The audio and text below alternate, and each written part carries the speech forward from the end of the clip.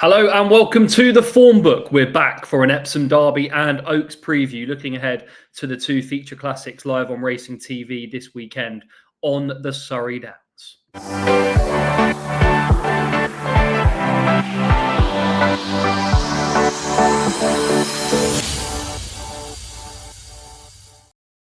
Yes, welcome back, and let's get straight into it, shall we? Let's start, of course, with the Derby. That is the feature race on Saturday. 19 runners, the biggest field since Chris Kinn's victory in the race back in 2023.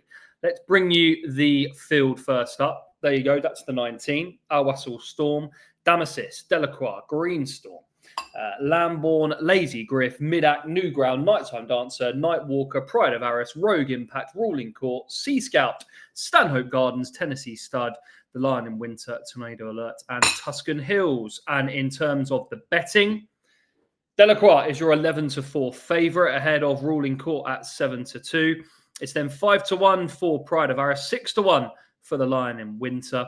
Then you got to double figures, 12s for Damasis, 14s for Lambourne, Midac the same price, Stanhope Gardens at 16s, 20-1 for Nightwalker, 33s and bigger the remainder. I'll let them walk across your screen just before we preview the Derby. So there you go, biggest prices, two roughies at 200-1, Greenstorm and Rogue Impact. Let's get straight into it then. Let's start with Alwassel Storm. So he's number one on the race card. And in terms of, this is just his gallop at Epsom at the Breakfast with the Stars morning. The owner's got a fine record in the race with big price runners in the event. He's had a 4th, a 5th last year and a 2nd in the race. And he displayed an admirable attitude to break his maiden at Chester in a race which has already seen the 3rd and 4th wins since. He's got no stamina issues, but look, he's looking at a podium finish at best. David Probert takes the ride. He wouldn't be for me, Alwassel Storm. 100-1 chance for Owen Burrows. But he looked like he handled the camber nice enough on this occasion. Next up is Damasis. Now, he's a horse who's been well backed in recent days. He's into 12-1. James Doyle on board. He's recovered from injury. He's made a good return as well for Wafnan. And this guy looks to be learning on the job. Here he was when he was 3rd to Swagman in the classic trial at Sandown. He then, of course, went on to be 2nd in the Dante. He was fast finishing on that occasion. He posted the record fastest closing 3 furlong sectional of the race. He should stay on, in terms of his stamina, for the Gosdens. I think he'll run well. I just think there's a few more I like at the prices compared to him. But he's 12-1. He shaped really nicely. And he also had to come wide on that occasion. It wasn't the ideal trip at York last time out. And there's no doubting that Damasis will probably be staying on at the finish. But I think he might be booked for a podium finish at best. Next up is the Jolly, 11-4. Ryan Moore now confirmed to ride Delacroix.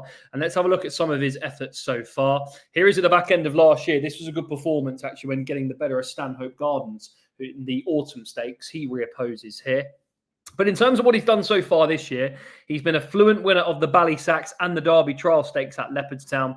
Both of those coming over 10 furlongs. He was also 2nd in the Futurity at Doncaster last autumn by hanging. The concern is whether he'll see out this trip. Here is his Leopardstown Derby trial win, which he did in very, very smooth fashion, you have to say. But is he a 10 furlong horse? He's by Dubawi. As we know now, Dubawi, of course, is yet to sire a Derby winner. He's a half-sister to Grateful, but she's out by Galileo, but she stayed up to 1 mile 6. The big issue is whether he stays. But in terms of his form, he's taken the sort of tried and tested route of some of O'Brien's horses in the past, and is no doubting that he has every chance of going close. I just have a slight suspicion whether he might just be found out in the last couple of furlongs, but surely he's going to run well. Greenstorm is next up. He's a 200-1 chance, this horse, in terms of what he's achieved so far. We're having a look back at his Zetland Stakes 2nd here. Billy Loughnan takes the ride. Stamina should be no issue for this son of Circus Maximus, and he's out of the Ribblesdale winner of 2011, Ban Empire. However, he was well beaten in the Filden Stakes, and he looks to have plenty to find in this company on the evidence of his efforts so far. Could be a horse who's open to more improvement, but I think you'd have to say that Greenstorm does look up against it. That's one of the Johnston runners. Next horse we're going to have a look at is Lambourne. Now, of course, he's a fascinating runner. We haven't seen him on Racing TV yet this season, but this was a good performance when landing doing the business even in the Chester Vase. I think he lacks that sort of push-button acceleration of maybe a Delacroix, But what he does have is stamina in abundance, and that is really going to suit him here. He was very, very good in the Chest of Arras in the last couple of furlongs. Strong gallop throughout, and he stayed on strongly on that occasion, Lambourne. So for me, I think he's a cracking each way bet at around that 14-1 mark, Lambourne. I think he's going to be strong at the finish. Wayne Lawden's on board. He's obviously not the first choice of either of the Lion and Winter or Delacroix's more well-fancied stable companions. But what he does have is stamina. So I think Lambourne deserves a lot of respect there. Next horse is Lazy Griff. Now we can take another look at him because obviously he was second in the Chest of Arras to Lambourne. But he picked up where he left off with that good, fine comeback in the Chest of Arras. The sire won a German Derby. I think the concern probably is maybe he might just be found out in terms of the class department. But Christophe Soumillon takes the ride, which is definitely of interest. Next horse to look at is Midak. Now, he's the French raider who's been supplemented with 75,000. Here he's on the gallops last week. He sort of, in terms of what he's done so far, he's compressed his education into a narrow time span. He didn't run as a juvenile, but he's making up for lost time now. Extended his unbeaten record to 3 in a Saint-Cloud Group 3 last time out, and he did find plenty off the bridle. Now, the last horse, of course, to win that and win the Derby was Pour Moi, which, of course, back in 2011. So there are facts to back up his chances. Mikel Barcelona takes the ride. Of course, there's also won Pour Moi back on that occasion. I just think maybe he lacks the substance in his form that others have achieved, but there's no doubting that he might be a horse who's open to stacks more improvement. And nice to see the Aga Khan studs having a runner with the race run in honour of His Highness the Aga Khan this year, the late great Aga Khan. Next up is another French raider supplemented for 75,000. That's New Ground. Unbeaten in 2 starts over staying trips as a juvenile, both with cut in the ground. However, I think there's only been marginal improvement in a Longchamp Group 3 and a Chantilly listed event this season, and he looks up against it for me. There might be more progress to come, particularly over this trip, but out of the 2 French raiders, you can understand why he's 50s and Midak is 14s. Next horse to look at is Nighttime Dancer. Richard Hannon trains this one. Here he is finishing 3rd in the Lingfield Derby trial. He's already got a win over 12 furlongs at Southwell on his comeback, but I don't think he saw out the trip brilliantly in the Lingfield Derby trial behind Puppet Master and Stay True. Son of Gayath, Jamie Spencer takes the ride, but I think others at a bigger price probably make more appeal. Next horse is one of the Gosden runners, another one, and that is Nightwalker. Here he is during his gallop at Breakfast with the Stars alongside Damasus. Damasus is in second, Nightwalker out front for Tom Marquand, who's going to take the ride here. Interesting contender is he looks like he's improved a stone based on the Dante at York in terms of what the handicapper suggests when keeping on in eye-catching fashion to Cane Fliff, 3 1/4 lengths behind Prince of Arras. My concern is whether he will see out this trip properly. I think there's an opportunity, given the way he handled the camber here, that he could be open to a bit more improvement. But out of the 2, I think Damasus obviously caught the eye more impressively in the Dante from where he came from. So he'd be the one if I was siding with one of the Gosden runners that I want to team up with. But there's no doubting that Nightwalker, based on that effort in the Dante, could be open to more improvement. But I think Damasus is probably preferred out of those 2. Next horse we're going to look at is, I think, the horse who hopefully can win the Derby. He's got a difficult draw in terms of where he's breaking from. No horse has ever won from that stall. But here is Pride of Arras, powering clear in the dance. You can see Nightwalker back in the field and also Damasus on the outside along with the Lion and Winter. But I just like the manner of this win. He bucked the trend of most of his stablemates this spring when landing the Dante on his debut this season with a degree of comfort and style. I think he's got a bit more speed than Westover, who was 3rd in this race in 2022, and that's backed up by his trainer. I think he's got all the attributes to go close. He's won the recognised Dante trial, which is always important for me. And I think there's stacks more to come based on what Rafe Beckett said about him at the start of this year. He thought he would need this. And I liked his attitude as well. He found the gap. And when he did find the gap, he plugged on really, really strongly in the closing stages to score. Stamina, you wouldn't think is an issue based on the way that he's careered away in taking fashion here. So Pride of Arras, hopefully, can be the horse to land the Derby. Rafe Beckett yet to win the race. We've got a classic contender to look up next, and that's Ruling Court. Now, of course, he comes into this on the back of his 2000 Guineas heroics, getting the better of Field of Gold. You can see the grey horse who stayed on very, very powerfully in the closing stages. But he got first run here, Ruling Court. And you have to say, he displayed plenty of pace to win on both of those starts this season, in Meydan and again here in the 2000 Guineas. That acceleration, that turn of foot, took him away from Field of Gold in a modestly run race. My big concern is the trip. I think he'll be a brilliant horse over 10 furlongs, but there's big concerns about him, I think, stepping up to 12. I'm not sure he's going to see it out. That would be my own opinion. Plenty of people will disagree, but I just have stamina concerns about him in this contest. Rogue Impact is a 200-1 chance. Just a brief word on him. He won a Lingfield Maiden in a strong time from subsequent Chester scorer Al Wassel Storm, but he was disappointing in the Lingfield Derby trial. Easy to back on that occasion. He could bounce back, but he looks to have stacks to find. Rogue Impact. Rafe Beckett's other runner is Stanhope Gardens. Now, he's a fascinating contender for this. Let's have a look at this effort first, where he scores at Salisbury in very taking fashion on his most recent appearance. Over a mile, though. He's got to show that he can step up again to 12 furlongs, and he's yet to race beyond a mile. Unique preparation for this event, having won this three-runner Salisbury event just a fortnight before this assignment. He had Chasestone ruling course at Sandown on his debut, though, before being narrowly touched off by Delacroix in the Autumn Stakes that I showed you that ISO earlier on at Newmarket last October.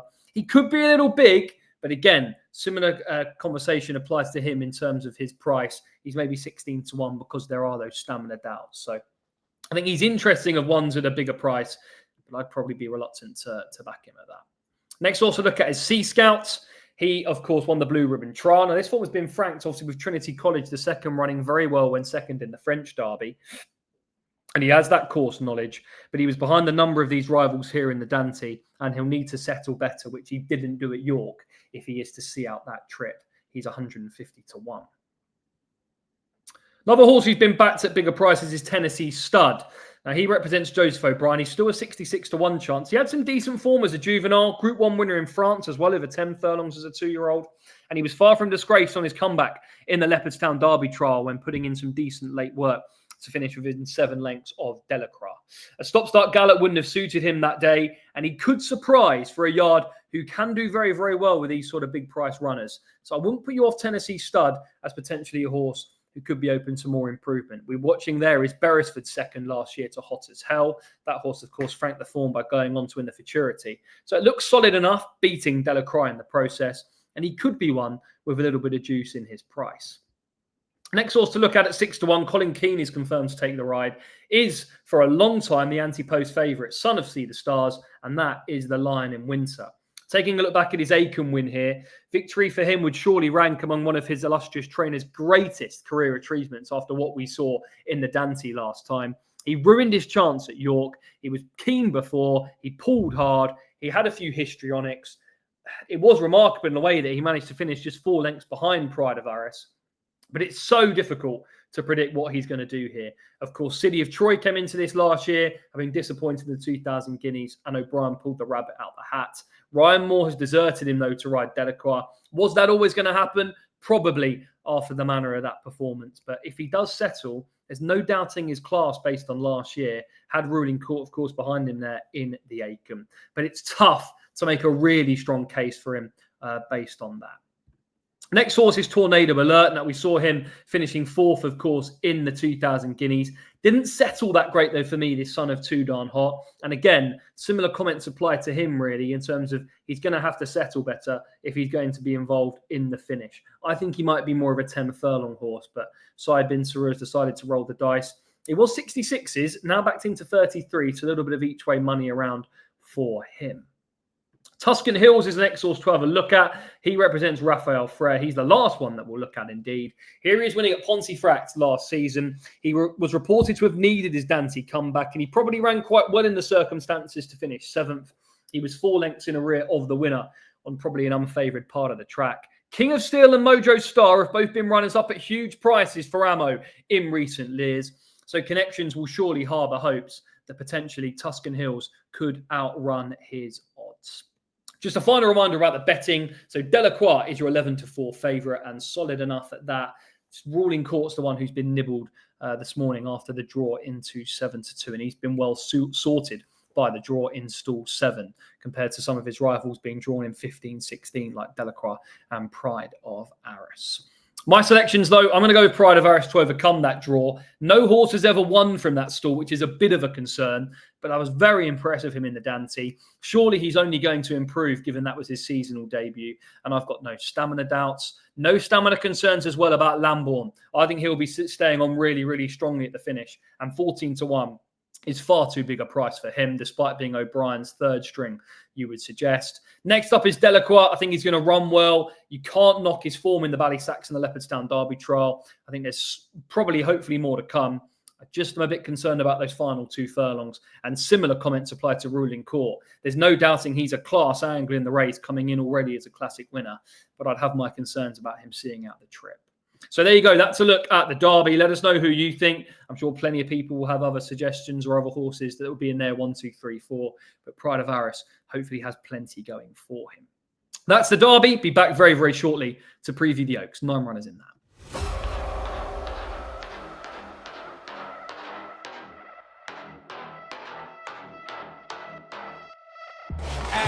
They're off for the Kazoo Derby. A 6th Derby for Sir Michael Stout. Desert Crown wins in sensational style. An easy winner. But look to the left. Here comes Soul Sister, the Musadora winner. She's kicking away. Another farewell classic win. Adam Curley for a first classic success. And Adair is pouring on and striding clear to win the Kazoo Derby.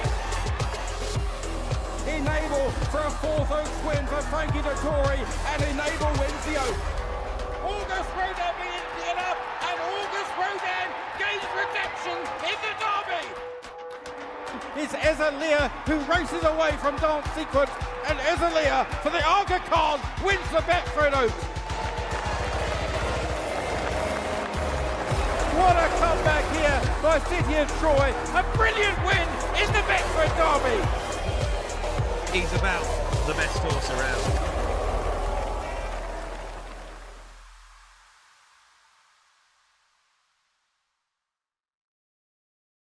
Yes, don't miss the Betfred Derby Festival live on Racing TV this weekend, the 6th and 7th of June. Next up, the Oaks. 9 runners go to post at 4 p.m. on Friday. Desert Flower, Elwatine, Giselle, Go-Go Boots, Mini Hawk, Killing Queen, Revoir. We might take the long way, and well, you're betting. 6-4 Fab is Desert Flower. 7-2 for Mini Hawk. 7s for Giselle and Whirl. 10s for Elwatine and Revoir. Killing Queen at 20s, along with We Might Take the Long Way. I'll put in twice Killing Queen and Go-Go Boots at 50-1. So that's the betting for the Oaks. Who is going to come out on top? Let's start then with the favourite, first in alphabetical order. Desert Flower. Winner of all 4 of her starts last season, which included the Mayhill and the Fillies Mile. And she was brilliant with a solid victory in the 1,000 guineas at Newmarket on her return. Rated 117. She's clearly the form pick on ratings. She was off the bridle early as well, I thought, here in the 1,000 guineas. So I think she knuckled down well and did it in really good style in the end.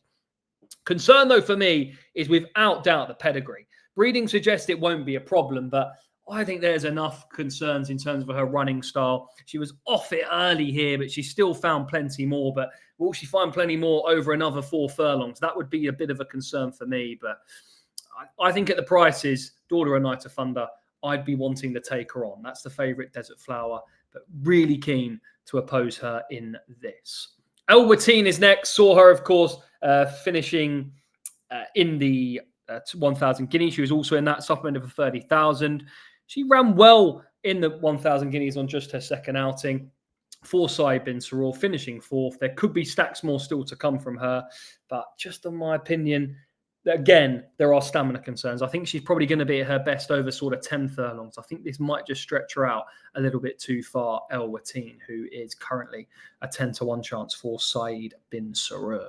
We come next to the Aidan O'Brien horses. Let's start with Giselle. Now, this horse, of course, comes into this on the back of a good performance in the Lingfield Derby trial.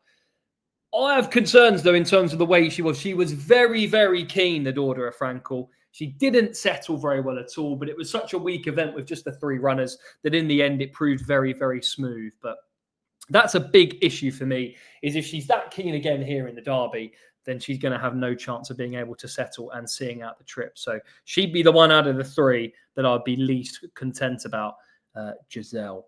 Ryan Moore, of course, has deserted her as well. That's Giselle.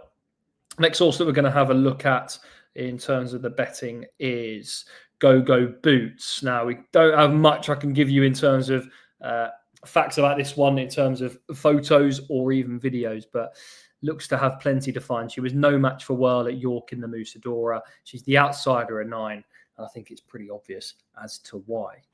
Minnie Hawk is next up. She's 7-2 for Aidan O'Brien. Now, she comes into this arguably with a very, very good performance, I thought, in the Cheshire Oaks. Won it by a length, and I think she'll make sure that she'll stay the Oaks trip, I thought. Worryingly, though, none of O'Brien's 8 previous winners of the Chester Trial have gone on to win Oaks Glory. But Ryan Moore takes the ride. She was very, very strong at the finish. She was only getting better. She handled an idiosyncratic trip here and track at Chester. So I'm hopeful that there's plenty more to come from Minnie Hawk. And I think it's a big note as well that Ryan Moore has decided to ride. I like the way that she stayed on under pressure. We know stamina is now not going to be a problem for this daughter of Frankel. She was basically over 1 mile 4 there at Chester. So hopefully, if she can get rolling, she might be tough to peg back.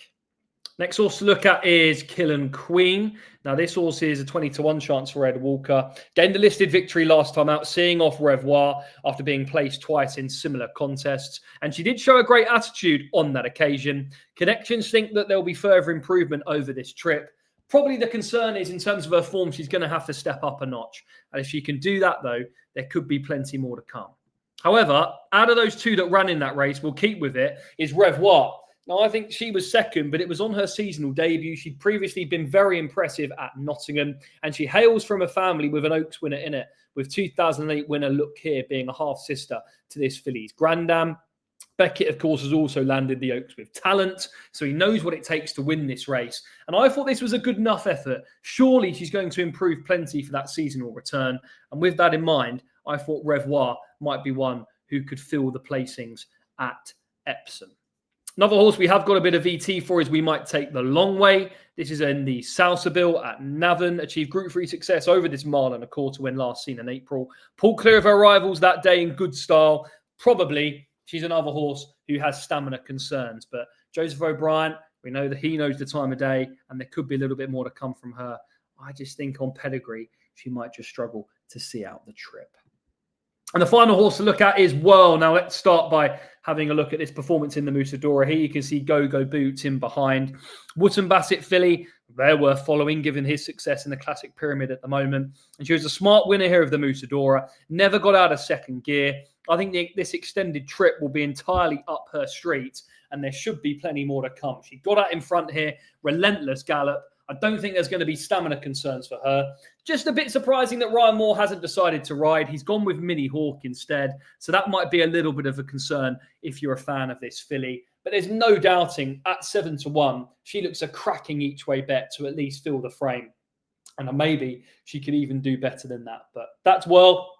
Wouldn't put you off her chances. She's progressing. That was a good performance stepping up in trip. Clearly a filly who was going to relish that. And she did indeed. So, Whirl, it looks an each-way player in the Oaks. That's a look at all the runners there then. So just to wrap up in terms of my 1, 2, 3, 4, I've gone with Minnie Hawk. I just think I'm surprised that Ryan Moore hasn't rode well. Maybe they're doing some nice work at home, Minnie Hawk, and there could be a bit more progress to come. Desert Flower to finish second. She's got the class angle in the race. She's already a classic winner, 4 from 4 as well as a 2-year-old. I just have slight nagging doubts about her properly seeing out the trip, but maybe her class might prevail. Well, next up, I do think she's going to run well. Bit disappointed that Ryan, as I said, is not on board, but she looked a relentless galloper in the Musadora last time out. And finally, Revoir. I think she ran well at Newbury behind Killen Queen. She'll step up on that, given it was her seasonal debut. And Rafe Beckett, of course, has a good record in the race. So there you go. That's a look at the Derby and the Oaks. Hope you've enjoyed it. Tried to do it in under 30 minutes. Let us know your thoughts in the comments in terms of who you think is going to come out on top. I think it's a really 2 fascinating runnels. Good to see so many runners in the Derby. The 72-hour decks trying to build a bit of a following for the Derby again. And I hope you've enjoyed this. Make sure that you keep following Racing TV. Plenty coming up on our YouTube channel. You can check out Flat Out, which is another preview of the Derby. We've also got Sam Turner's True to Form, which is an Epsom Derby runner-by-runner guide. And don't forget about our Betfred Derby preview, which went out on the channel last night. Plenty more to come on our YouTube, of course, over the next few days. Highlights from Epsom. We get underway on Friday with the Oaks and the Coronation Cup taking centre stage. Thanks for watching. Hope you've enjoyed it, and hopefully can point you in the direction of a winner or two for the Derby and the Oaks. Watch it live on Racing TV this weekend, and please remember to gamble responsibly.